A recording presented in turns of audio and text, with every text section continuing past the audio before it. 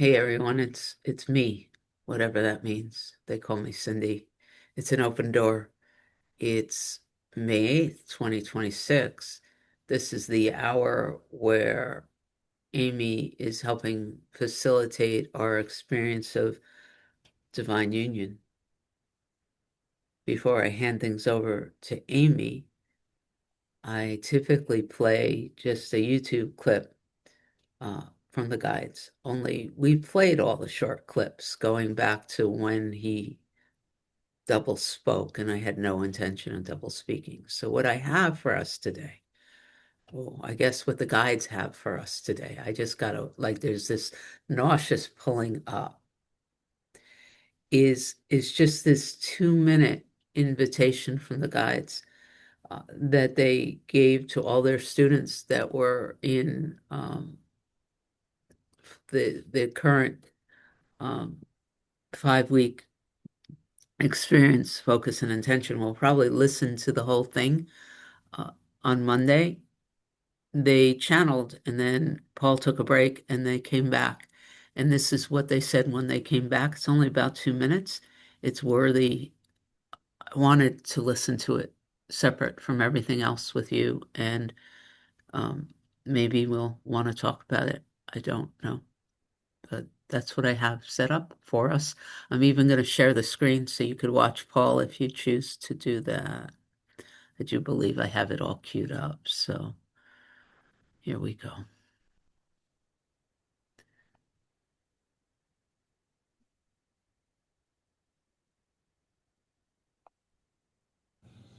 Okay, we're going to go back in because they asked to. We would like to continue very briefly if we're allowed to teach as we wish. The anticipation all of you have about a great event or a great occurrence is useful in some ways because it actually opportunizes the present moment to expand beyond your ideas of what can be so. And when you anticipate a great event or great experience, you are working productively towards a potential that has not yet been moored or named. When you decide what that great event should be and you begin to ascribe the properties of it, a splitting of this or a manifestation of that, you are back to definitions and seeking to control outcome and defining it through your own predilections of who should go where. You are back to your old ideas of a heaven or a hell or a schism that has been built on separation.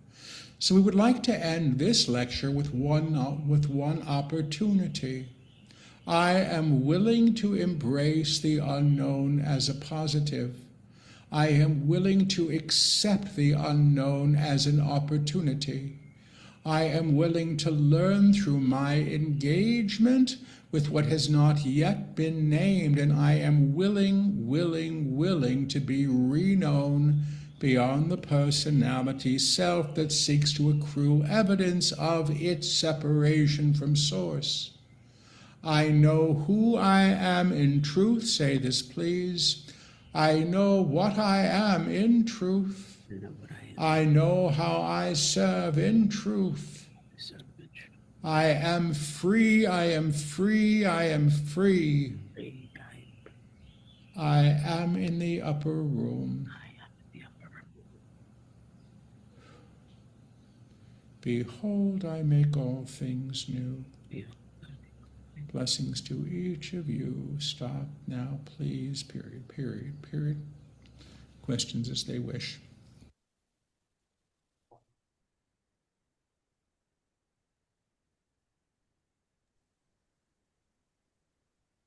So, Cindy, what did you get out of that? What lit you up? Over and over lately, I've been hearing them invite their students to get more and more comfortable with what they can't even imagine. Because anything that we can think about or imagine or create in our minds is built on our historical understanding of ourselves that has been created through this idea of separation. So that's the first part of it. The second is this invitation to invite this, not only this willingness for what we cannot possibly even imagine, but a willingness to know that it's positive and that it's good. And more, I can conceptually accept that and understand that and say yes to that. And at the same time, the quieter I get, the more I become aware of what is frightened, what contracts, what scampers away like you turn the light on and the cockroaches go to find their shadows. So my willingness to stand in the gunk of what is still here, that still wants to protect itself, that still wants to hold itself separate, my the willingness to trust this teaching, specifically the invitation to know that what is not known as good, um, is giving me permission to expose the shadows, the contractions, the parts that are frightened and wants things to look a certain way, even if that certain way is small. So I'm being really moved uh, by the invitation. So, Thank you.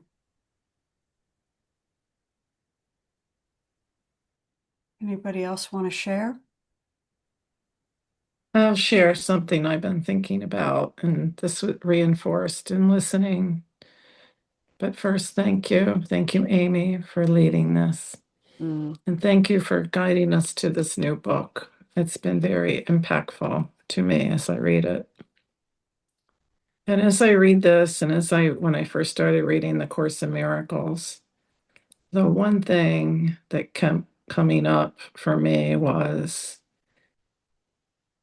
if this is true, and I believe it's true because it's being channeled, it's not just an individual person like Helen who was writing down what was being said, and Paul who's saying what's coming to him from a place that we don't fully comprehend. If all of this is true, I don't get to do my usual thing, which is pick and choose what I want out of it, what I like out of it. I either believe it's true or I don't. And that has really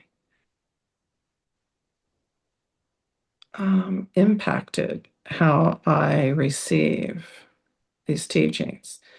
And it relates to what was said because this idea of being comfortable with ambiguity, being comfortable without having my feet on solid ground, and standing in that place with complete trust.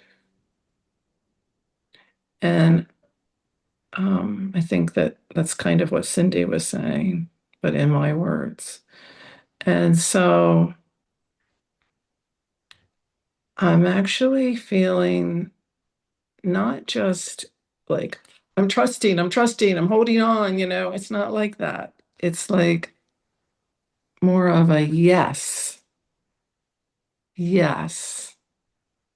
I'm here with open arms. I trust, and I'm more than willing. I'm excited, even though I don't really understand it.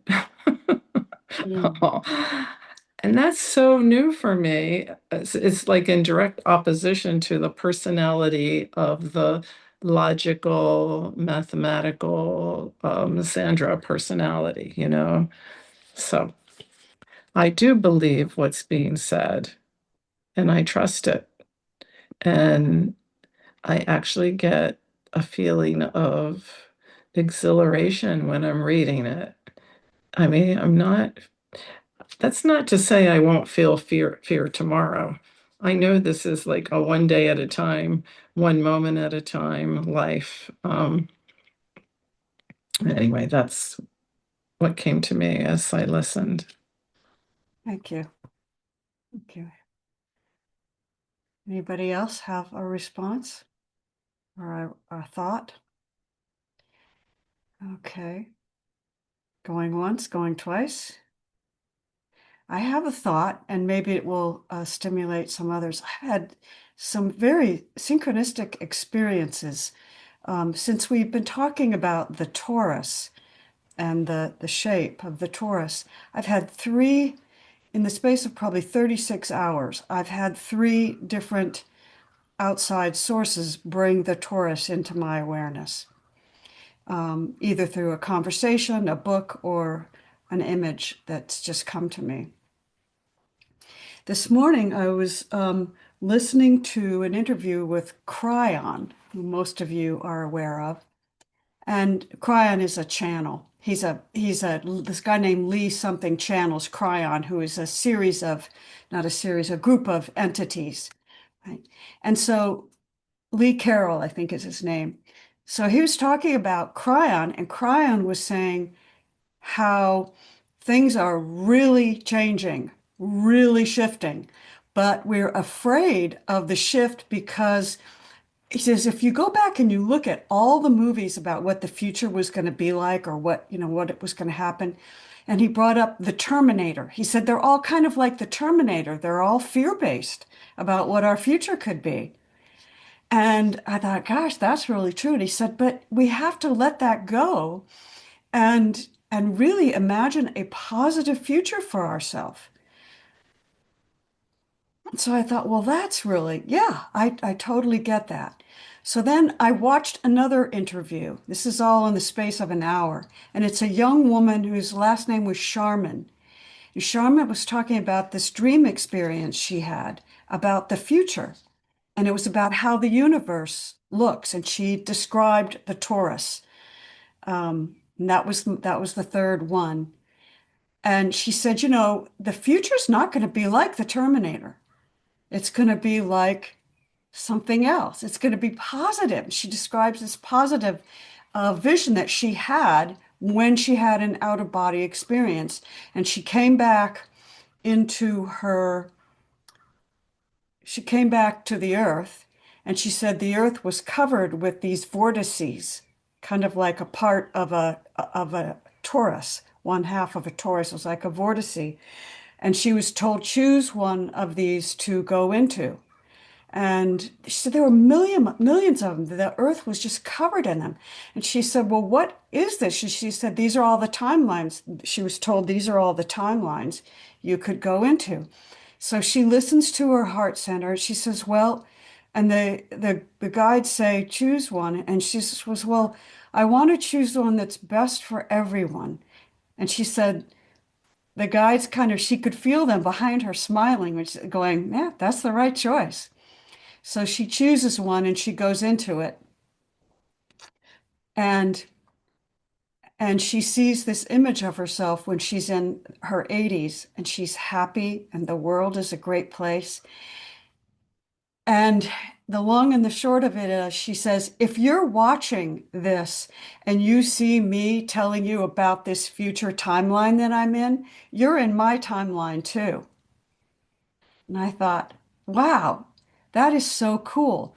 So the Terminators once, the Terminators twice. Here I've got the third time of the torus coming into my imagery. And I turn to see how much time I have left on the treadmill, and it's 3 minutes and 33 seconds. And 3 is the number of completion. So it's 3 times 3. And I thought, and they were saying, this is the end of this timeline, and we're going to start a new timeline now that's positive. So that's my story for you this morning. And the last thing was Cindy coming in and showing this channel, which is just like the icing on the cake.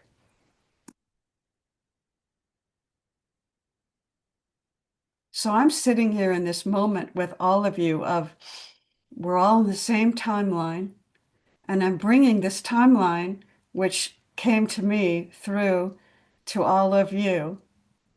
And I'm just, I'm just inviting us all to just bathe in it once again. And that's all I have to say. I put the where we are in the chat. We're on page 23, the top of the page, the first paragraph. And I will take names for anyone that wants to read. So raise your hand if you want to read. Cindy wants to read. I'll read. Who else? Okay, Alice is going to read. And Sandra will read. All right, we got 4 readers. Let's start off. And are we reading 3 paragraphs? Is that how no, we're reading a page. So take it away, Cindy. Thanks for being here. Good morning. I don't see it in the chat. Where are we? Oh, okay. It's at the top of page 23. Okay, I got it. Okay. You choose the Yeah, circumstances. Okay, my bookmark's there, so Okay, good. All right, good. I'll put it in the chat again. I'll copy it and put it in again. Cindy, go ahead and start. You choose the circumstances of your birth, and indeed your families of origin as opportunities to learn. The soul selects its lessons prior to incarnation, and you find yourself in a position of one kind or another where these things may be learned, the lessons gained for the benefit of the soul's evolution. In these teachings, the incarnate divine actually circumvents several aspects of self that are very mired in an idea of separation, and consequently claim lessons through the lens of separation. You may understand this very simply. You may understand that fire is harmful by putting your hand in the fire. You may also understand that fire is useful by lighting a lantern in the dark. How you learn these lessons in most ways is up to you. If you believe you must learn the sanctity of life by understanding murder, indeed you may choose that. There is very little judgment about how one learns a lesson. But we will encourage you in these times to regard the self as available to a level of learning that actually is present in what we call the upper room, beyond the idea of shame, beyond the idea of fear, which cannot be utilized in a higher way from the upper room.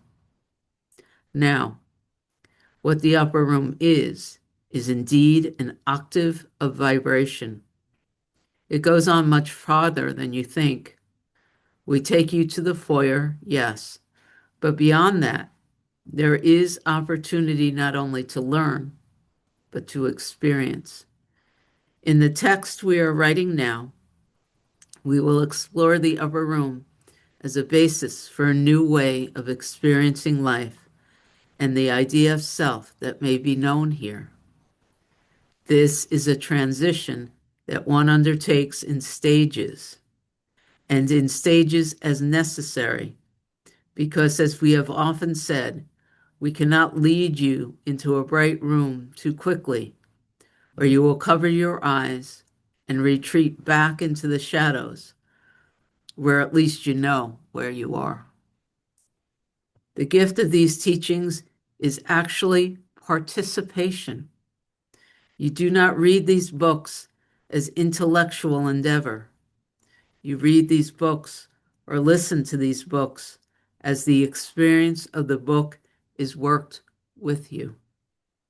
Underlined, worked with. There is a conversation happening with the small self, the true self, the energetic field, and even your idea of history that can be reknown in this conversation. Conversations happen beyond your idea of language. Conversations occur when you move into an agreement with what already is. Everything is in song.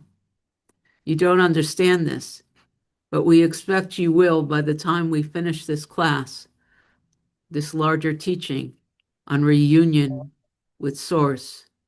And the reunion is the song of all things playing in accord.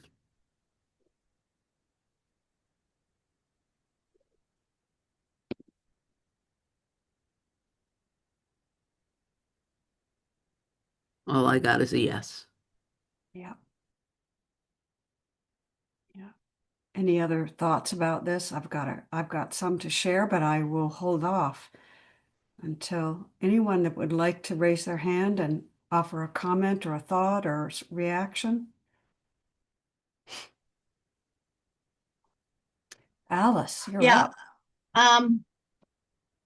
I think what I want to say is that the promise and the direction of the new earth, the new heaven, new earth, um, rings for me in these paragraphs. Is that and that allowing and permitting to work on us, or to accept and allow, and it's kind of it's what it's asking for. So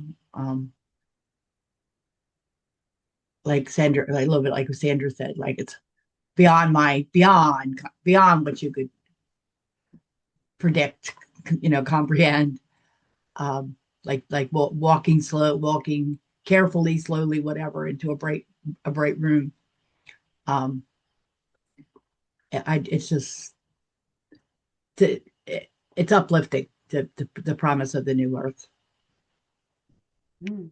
Thank you. What struck me was right there in the first part that Cindy read, there's very little judgment about how one learns a lesson. First of all, I really liked that because some of us learn lessons in ways that seem very self-destructive. We could be a drug addict in one life, and people would say, well, that's a wasted life. But it's not really. It's a way of learning a lesson, and there's no judgment to that at all. But then it said, we will encourage you in these times, and these is italicized, to regard the self as available to a level of learning that actually is present in what we call the upper room. So how do we learn in the upper room? And what comes to me is we learn through the deep understanding that we are eternal beings. And once you know with certainty that you are an eternal being, you learn differently. I think I learn differently. I'm more open to experience that I might have previously been afraid of because I thought it might be harmful to my body or that it might have judgment in it, etc., etc. But when I learn from the upper room, I am much more free from fear. And so I learn differently. And I thought that's what comes to me. And Lonnie has her hand up. What you got, Lonnie?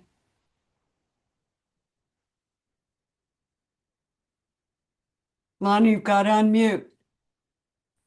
There you go. Can you hear me? Oh, absolutely. So the hand went up when you said deep understanding, because so often when that is heard, we're seeing this in such an interesting way right now. The human brain sometimes hears deep understanding as that's something that it has to do. But in the way you said it and the way it was experienced in this being, is that the deep understanding is beyond the brain. Yes. That it is actually has nothing to do with the brain, you know? All the brain does in that case is keep the heart beating and the lungs breathing while while the experience is occurring. And that's, this speaks to what I said yesterday too. This reading here, how do we do it is exactly how we're doing it now, by being willing to consider what we've already thought or believed to be impossible. That we are made of the same of God energy. It's been beaten out of us, but to have those examples like you're seeing, and I've actually been keeping a list at this point of what I'm seeing because it's happening so frequently, just writing it down. Because the further and further, or the less and less I choose in fear, the louder I hear life speaking. Yeah. Lonnie, you And it saw really, me. You go ahead. saw me hesitate before I said deep understanding.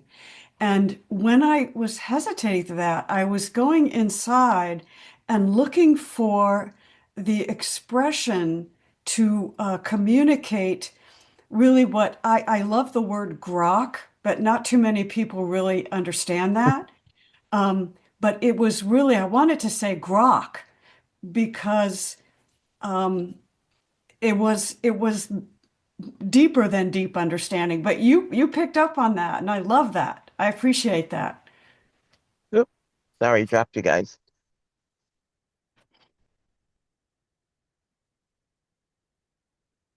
I think we can hear you better when you're in your car than when you're on your computer.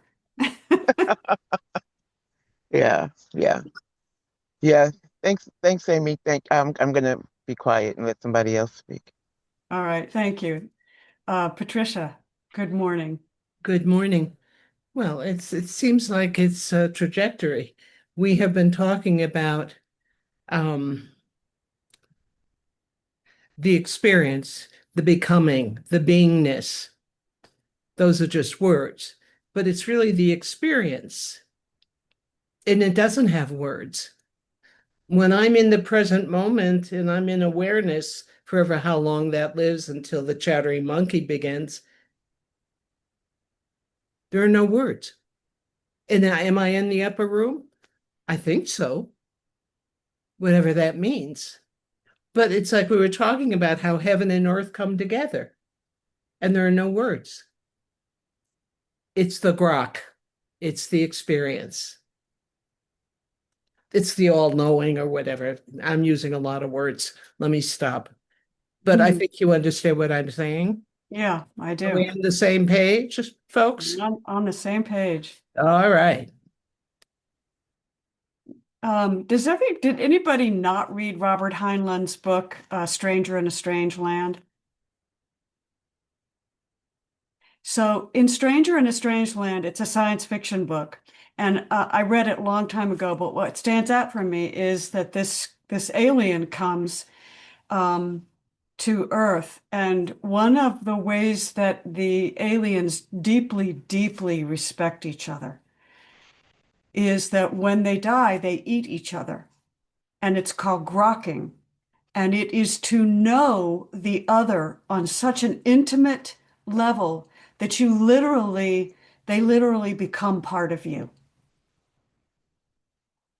And so grokking for me it means just embodying the knowledge. It's embodying the very being. It's so deep that it goes into your cells. It's a really, really it's profoundly knowing. So that's what grokking means to me. That was a whole part of that assumption consumption thing that my system's been going through. To be consumed with and by and assumed with and by. That's how that's been happening for us in this part of this surrender walk. Love that. Love that. All right. I also like that he said you choose the circumstances of your birth and indeed your families of origin. So God, Cindy. Okay. I've been kissed by men who did a very good job, but they don't give kissing their whole attention. They can't.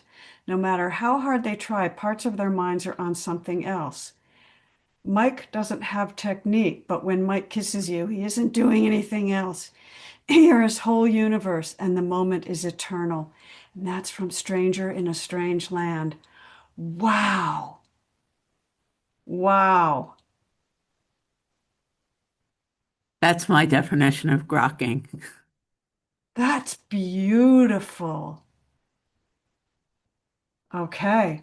Can you read that again? Because I couldn't see it when she Yes. put it up. So I have been kissed by men who did a very good job, but they don't give kissing their whole attention. They can't. No matter how hard they try, parts of their minds are on something else. Mike doesn't have technique, but when Mike kisses you, he isn't doing anything else. You're his whole universe, and the moment is eternal. That's from Stranger in a Strange Land. It's a quote. I think that's what a mother does and a baby do when they have their eyes locked on each other, when they're nursing together. Or even not, just when a parent and a child are just completely immersed in each other, in their vision. That's grokking. One of the things that after we learned how to hug, because for a long time there couldn't be a lot of touching. And once we learned how to hug, one of the things which my nieces and nephew taught me in raising them was in the holding and the hugging, the breathing with them. And to breathe with another being, to breathe in sync with another being. And it's become how we hug, no matter who we hug at this point, is in that breathing, to just breathe them in that place of love and hold them right there in the embrace. So I guess that would be grokking too, huh? Yes, that would be grokking. And I've been reading this morning what we're going to read for next week in the Advaita, and it's using the body solely for communication. And I was thinking to myself, how am I going to explain this? And you just did, Lonnie. You know, everything is happening. Everything is happening in the most amazing synchronicities. It's beautiful. And that's the lesson that they bring. You have but to speak it. You have but to ask, and it is there. Wow. Wow, wow, wow. Okay. I'm going to read next. We're at the top of page 24. Unless anyone has anything they want to share. Okay. Now, to understand benefit is to understand the gifts that come when you release an idea of limitation. Nothing is ever claimed by anybody until it's first deemed a possibility. Nothing can be known until the possibility of its being known is present for you. We will say these words now. The gift is upon you. It will be sung. But when you sing the song that you are, the body and the field, even the idea of self, sung in a higher strata, the upper room, you move into accord with all things that sing. This is the conversation that you enact in grace and in an awareness of the source of all things come as form. Underline those words. The source of all things come as form. when the brick in the building is known as source because the one note sung, which we call God, may present as brick. The brick is lifted to its true nature, or lifted in a higher field beyond the density that the brick has accrued through the historical data or the meaning that brick holds. You can build a house. You can throw it at your neighbor. You can crush it into sand. Do what you wish with it. But the energy that is brick is also source. When something is lifted in vibration, something is re-known. And from the upper room, all things are known again or realized, which again means known in divine nature. Again, beyond the idea of separation, because separation is an idea, and your entirety of history has been claimed through separation. Because separation is an idea, and your identity, your entirety of history has been claimed through separation, you can't know this as a possibility through the intellect or even imagination. There's a reason that I stumbled over that, because it's so important. It is the challenge of God. When God remains as an idea and not an experience, you sublimate the experience to an idea or an intellectual structure that claims a heritage born in an idea of religion or a God of a certain kind. When God is not one kind, when God is all things, the fear of God is actually released, because the idea of a God that could be harmful must be relegated to the ash can of history. My whole body is vibrating right now.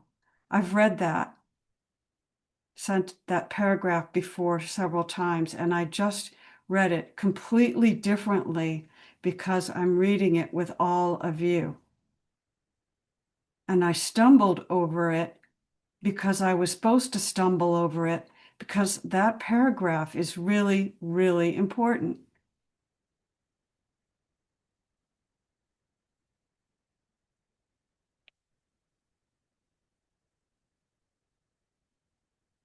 I just want to read it one more time, and then Cindy. Because separation is an idea and your entirety of history has been claimed through separation, you can't know this as a possibility through the intellect or even the imagination.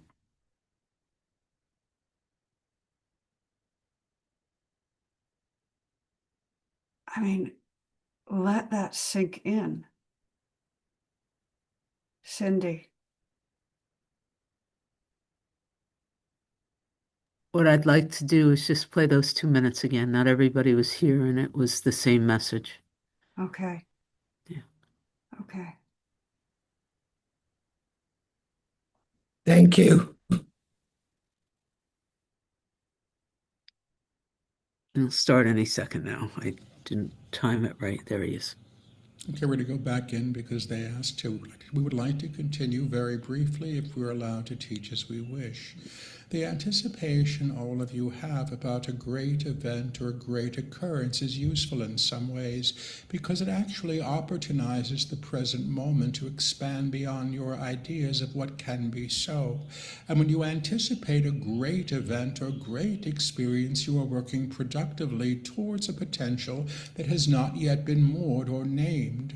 When you decide what that great event should be and you begin to ascribe the properties of it, a splitting of this or a manifestation of that, you are back to definitions and seeking to control outcome and defining it through your own predilections of who should go where.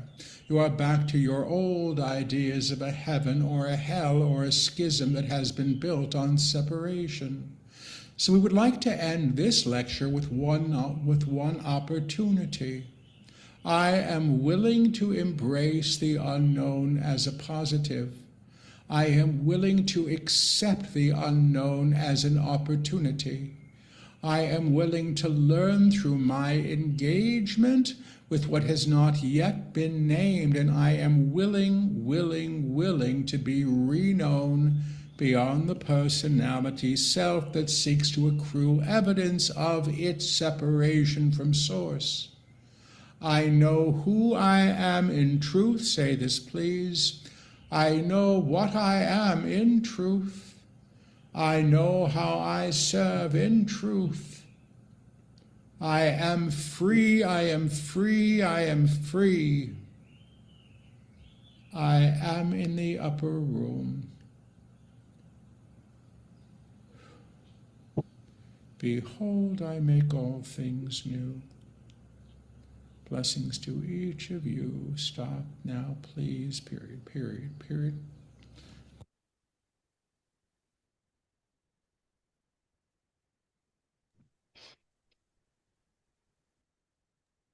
Thank you, Cindy.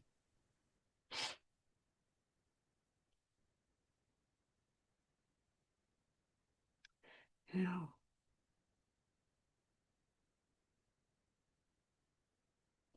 Sandra.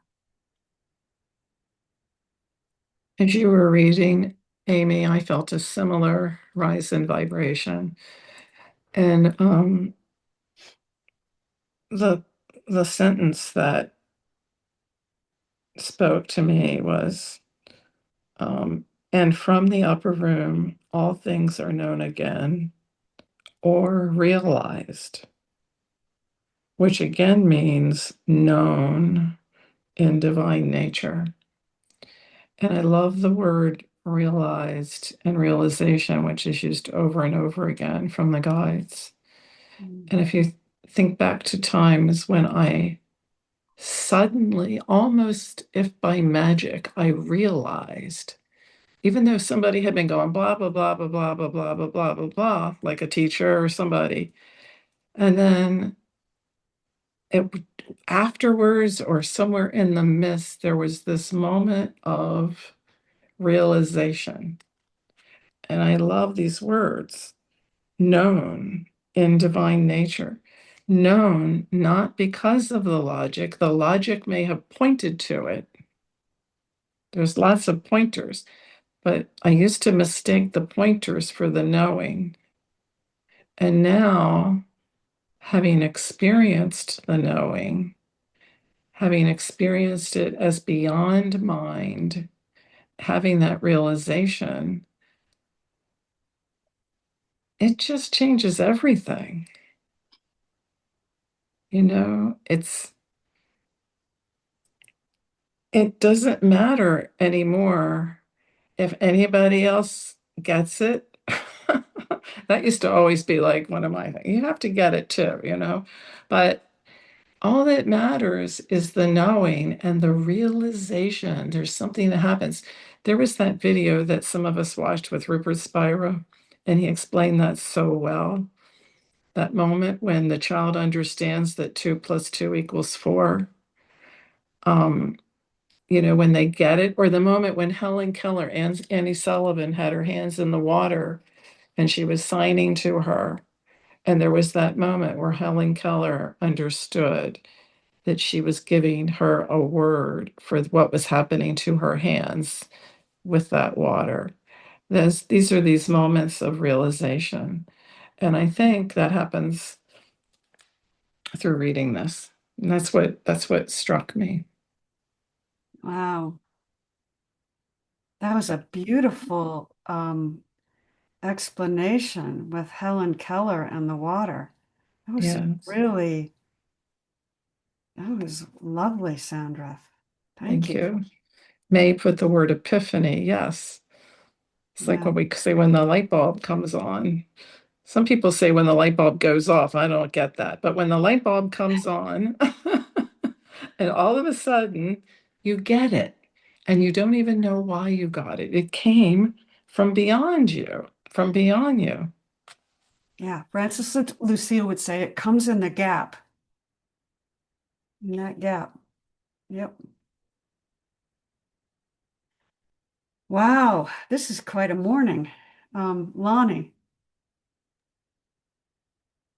You know, that I am free, I am free, I am free flowed through. It was almost like a breaking through of the ice from the bottom. It just kind of came up like that through.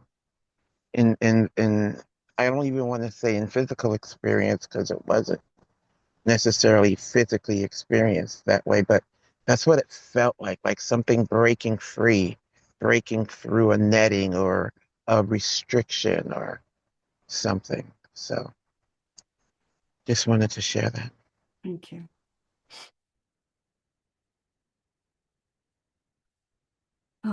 Alice is up to read next if she would, and we're on the top page 25. Can you unmute Alice? Thank you.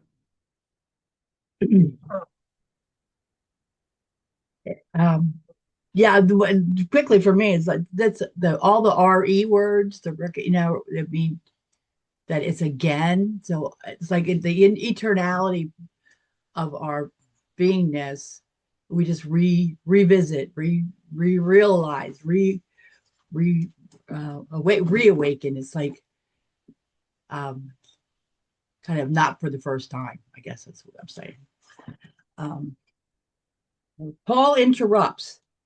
Well, we have seen many things that have been very terrible. Where has God been in all those things? You actually claim these things yourselves. You have been granted free will, yes, but when you are acclimated to fear, and you justify fear, you justify atrocity. When you believe that there is not enough, you will steal from your neighbor.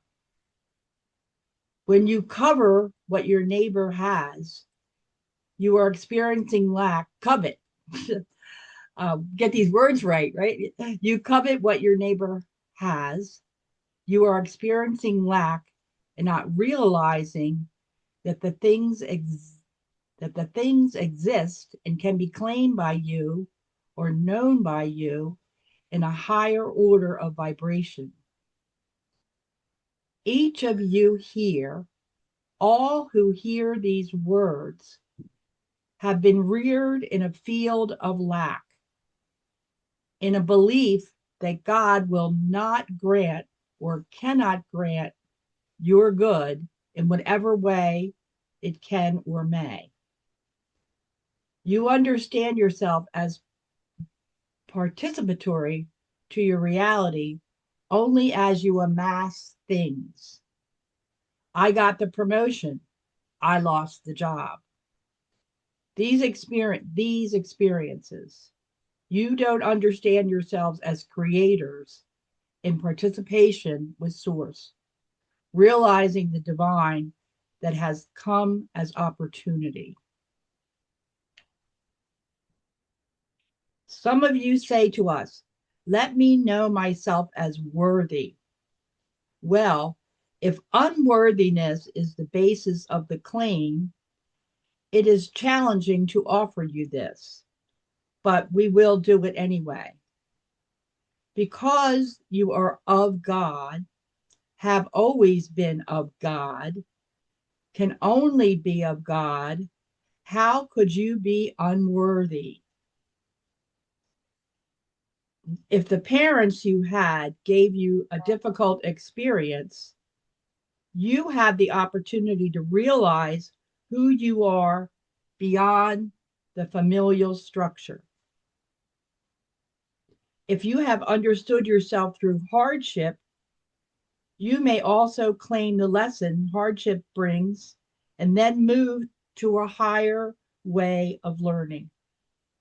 But your worth, your inherent worth, is non-negotiable.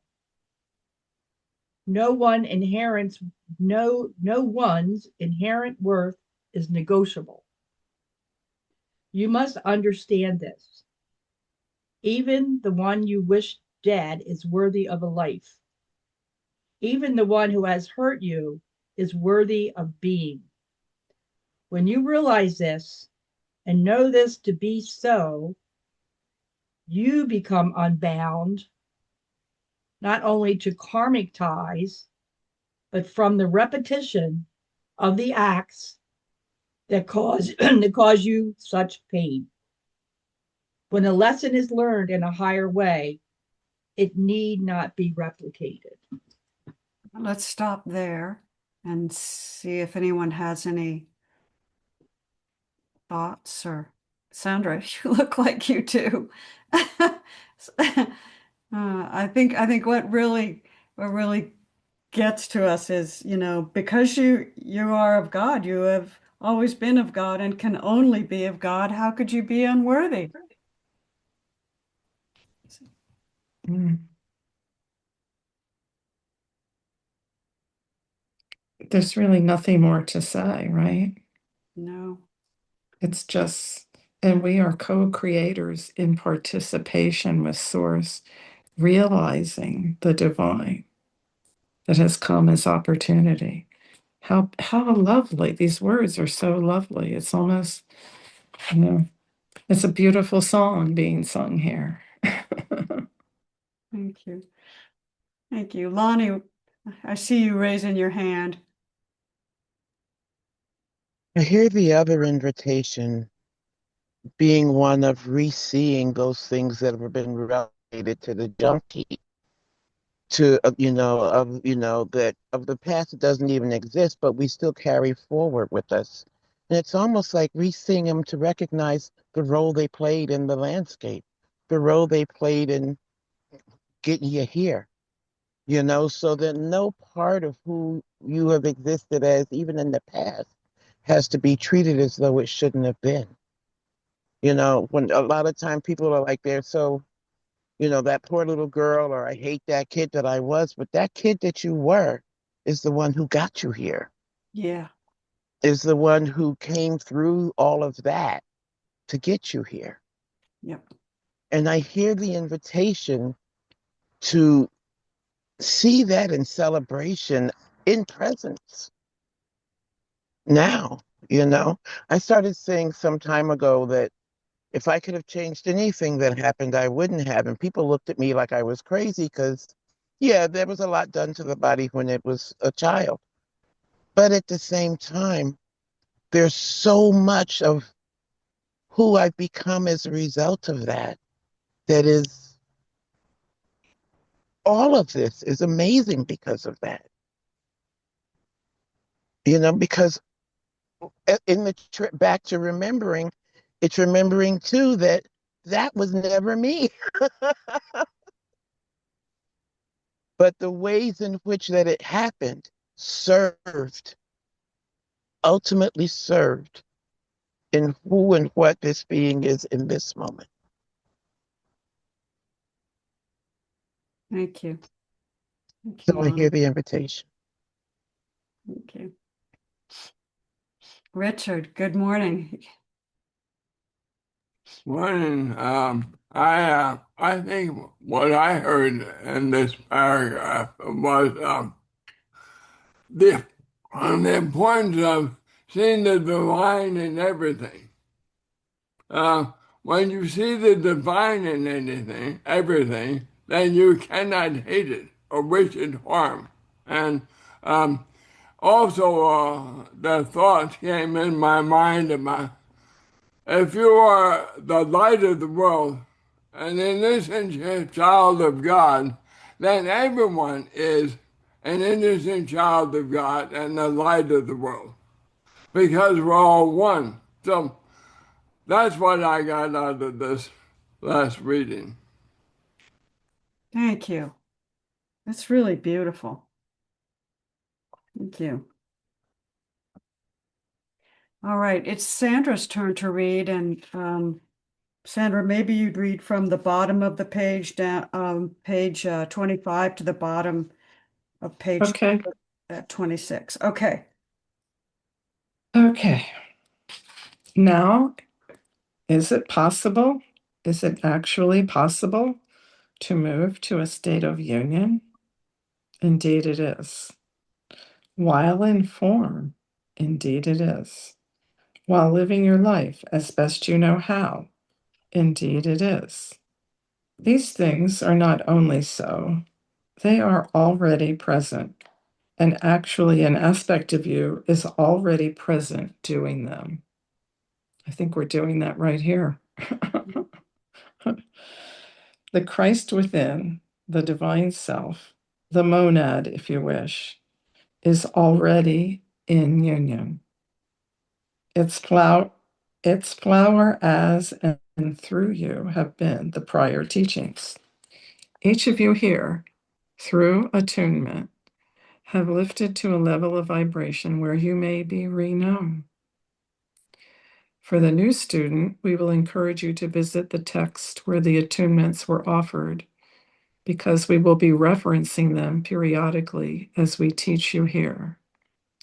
But we will not take the time in this volume to replicate the old teachings for one reason.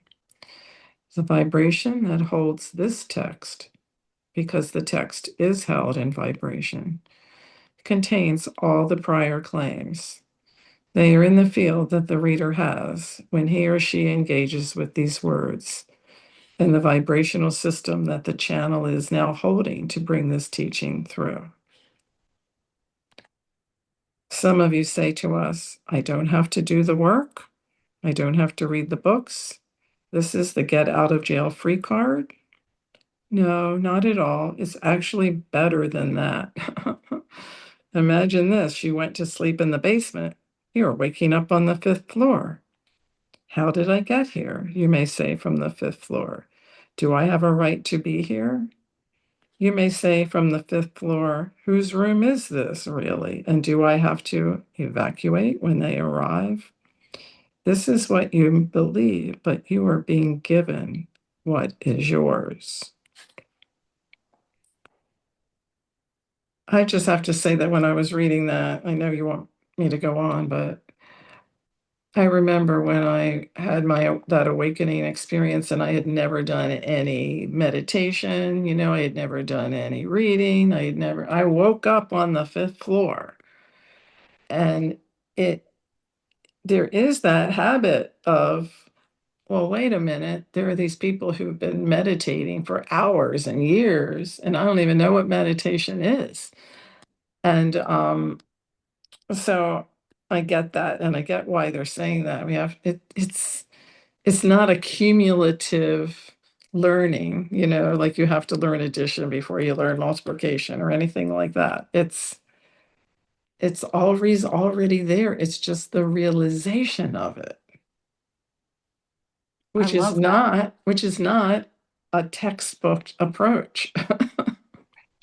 So Thank you for that. now the realization of being here is the realization of the aspect of self that has always been here.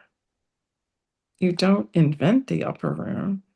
It is present here as a field, as a tone. Because you don't know you can hold it, because your attachments are still moored in the old creations from the common field. You actually claim confusion from the higher vantage point and run to the refuge of the old way of operating because it feels safer, if only familiar. Boy, they really know us, don't they? They know us. They know what we do. But this is the text of union. And the teaching of union is actually true at any floor. Even in a basement, the monad or the divine self is present and seeking fullness through you. And any wall, at any intersection, at any passageway, is indeed an illusion that can be moved beyond, and we say, will be. Do you want me to keep going or stop there? Let's take a break there. And then someone else can pick up and we'll see where we get. Any thoughts? I love the metaphor, being in the basement and then going to the fifth floor. It's I really get a sense of it, you know. Patricia. Yes, and it happens quickly. Yeah. That's the most delicious part of it. It's like, for me, it's like suddenly, oh yeah, back to the moment. Yeah. And there I am on the fifth floor. Yeah. It I like feels, it, like it on the fifth floor. I do too. And it feels to me like it's happening in this meeting. Mm-hmm. Yes, And there's we're a all, unity. yeah, we're all feeling it. And it's really something. Richard, thank you, Patricia. I also interpreted the fourth idea. Any floor can have its own collective. So if you're in the basement and you're surrounded by other beings in the basement, the collective experience in that basement is going to be in the basement. But if you're in the fifth floor and you're surrounded by life beings on the fifth floor, your experience is going to be at that level. So, a broken record maybe, but Hawking's measurement of steps and awakening to consciousness, if everyone's at peace, you're going to experience the manifestation of peace in that experience. If everyone's in victimhood, all the collective is going to be experiencing victimhood. So it depends on where we are consciously, I think, or tone, what our tone is, or our vibration. And then as we align together at the same vibration, the same tone, that's what we experience as a group, as a collective. Yeah. Sandra. Just wanted to add that I think there's an old program, at least that was in me, it may be in others, that I have to earn something, that I have to earn my way up to the fifth floor. I have to climb the stairs step by step. I have to sweat. And this is a totally different teaching. You don't even take the elevator, you're just there. And it's almost like, why did I try so hard? I didn't need to. There is no striving in this. It's all about acceptance. Don't have to earn, I don't have to earn a place, and I don't have to earn the love that comes with it. You don't have to get a good grade, Sandra? I don't have to get it 100% anymore. Yeah. This is where our worth is non-negotiable. It's non-negotiable. Yeah, it's like the sentimentality of like trying to figure it out, like trying to like piece together the puzzle, but it's like it already is just there. I was thinking about beholding, like being holding, being knowing. That's kind of the word that's been echoing throughout this morning for me. Yeah. That was in our last night in the Advaita. Yeah, being holding. Yeah. Mm. May, do you want to read the next from the body? Do you have a book? Can you do that? Yeah. Okay. Can you start from some of you say to us? Some of you say to us, I want it to be over with and done. I want this to be my last incarnation. Let this be over. Well, then it won't be over, because until you can celebrate the life you are living, you have to trust that there is more for you to learn. Some of you will claim very challenging lives because you are seeking to learn the lessons that will fulfill you in later lifetimes, or better said, other ones. But the passage you undergo in any life is of benefit to the soul, because the soul accrues knowledge through the lessons it claims. But there is vast difference. The divine self, or the monad that expresses through the soul and through form as well, is not learning in the same fashion. Imagine that it is a light within the heart that burns brightly and then fills the body and the subtle bodies with itself. And imagine that this light refutes the darkness, or reclaims the darkness, or lifts the darkness, that which has been held in shadow, to its rightful abode, which is the upper room. And once in the upper room, the light that you are, the inner light, made manifest as and through you, enjoins and reclaims its place with all the light that ever was and ever could be. And that indeed is union. He interrupts the teaching. Well, that sounds very nice. I have had a taste of this. But how do we live our ordinary lives? Well, here's the best news of the day. Nobody is leading an ordinary life.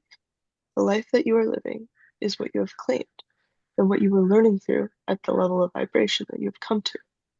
Once you are in the upper room, in the strata or field of the divine self, its amplification, its claims upon all things, transforms the life you live to a level of tone where again all things are made new and reclaimed in a high order. High order means high tone. It does not mean better. It does not mean improved. It means other. And once again, any song can be sung in any octave into the idea of infinity, beyond what the ears can hear, beyond what you believe you can sing. It is the vibrational field that is in song, and everything you see is in congruence with that song. In the upper room, a world is made new through your interaction with the physical plane as a divine self. All things are made new through this presence and being. So you lift to song through the song you sing. You embody the song through presence and being. And the world you live in is not in the least bit ordinary. It is all divine, in divine union. Nothing is left out. All things are made new. We will stop this lecture for now. Thank you. Wow.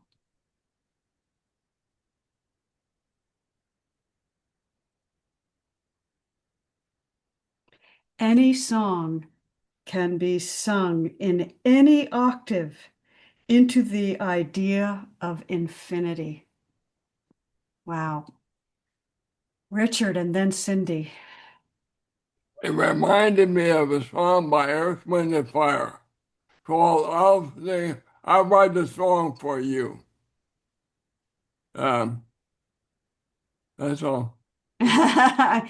Cindy's going to be looking for that now. Richard Okay, gave me his playlist, so I have all of his songs. Cindy. Um,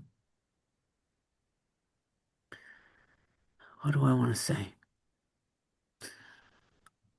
I been noticing more and more and more the assumptions that create this sense of structure in my life, and this pointing that no one lives an ordinary life. We're living the life we're choosing, and that there's this invitation into a life we cannot imagine is ringing over and over and over again, and it's continuing to I want to say find all the sore spots. Like even in the last few minutes, my phone chimes with a message I didn't want, and I'm like watching a reaction as if it happened outside of me. And um this invitation to accept everything and every response to everything is an invitation to learn slash there's an opportunity to do this through presence and being and not efforting is something that I choose and intend and still find at times that, Sandra has said, I learned that life was hard. Life is an effort. Life is hard. Life is about creating experiences for others and struggling through it and the understanding that that's not true. That's just what had been created is something that I love all their words. It's moored, like it's all part of the common field, right? It's moored in an old historical way of being, and I just will to choose something else. This idea that nobody's living an ordinary life. Paul's saying, well, what about us, going on about our day? We have to do that. And they're like, no, don't you get it? You can be carried up. And in a recent channeling, they didn't say the fifth floor. They said, imagine you wake up and you're on the thousandth floor. And you have no ability to comprehend what you're looking at. That's what they're inviting us into, and something here's kind of going nuts.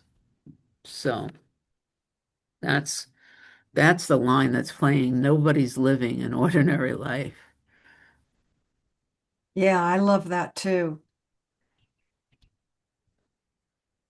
I'm just really immersed in the word surrender in every single moment. Surrender, surrender, surrender, because I don't know what I don't know. And so when I am in surrender, the song sings me, and I'm lifted by the song that I didn't even know was playing or being sung.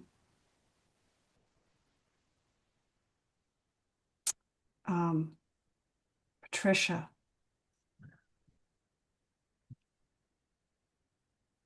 The freedom of I don't know. It's living in the unknown and living as was referred to earlier, an uncertainty. It's good to be uncertain because who knows? Yeah. Yeah. It unfolds. I had to go to drop off. I had a lab thing this morning at before I came to the class, and it's hot. And I walk there, and I was looking around and just being aware of the uncertainty. I knew where I was going, but in that particular moment, I was uncertain because cobblestones tend to be uneven. And that's what the sidewalks are made of. Anyway, the greetings, because they know me at the lab, it was like this lovely connection. So the unknown provided, although it was known. See, that's the interesting dynamic here. It was known, it was familiar, but it was unknown at that moment. Just because you don't know what the next moment will bring. You don't know. You don't know. Yeah. Mhm. I know Sandra's hand was up, and I just want to say, Lonnie's note in here, I'm comforted by surrender. It almost sounds like an oxymoron, but it's not, because you're surrendering to something greater than yourself and your own knowing. So yeah, it is comforting. Sandra, you're up. Oh, You still want to talk? it's very quick. As Cindy was emphasizing, there's no ordinary life. What I experienced was there are no ordinary moments. Yeah. Every moment is so filled with possibility for joy. Every moment. And I just treasure that. And I think it's that attitude of expecting the joy and knowing it's here for me in every moment, should I choose to orient myself that way, is just so exquisite. It's an exquisite way to live this very brief, very extraordinary life. Beautiful. Thank you for that. All right, it's 11:14. We're going to start next week from day 2. And for those of us who are doing um, um, the inner Ramana class, I think Cindy may have an announcement or something that she may want us to be reminded of where to find the information about where we're going to join on our Zoom link. I'm And going to send an email. okay. And is that from 3 till 5 or is that from 3 till 4? 3 to 5. Wow. 3 hours sitting today is whew.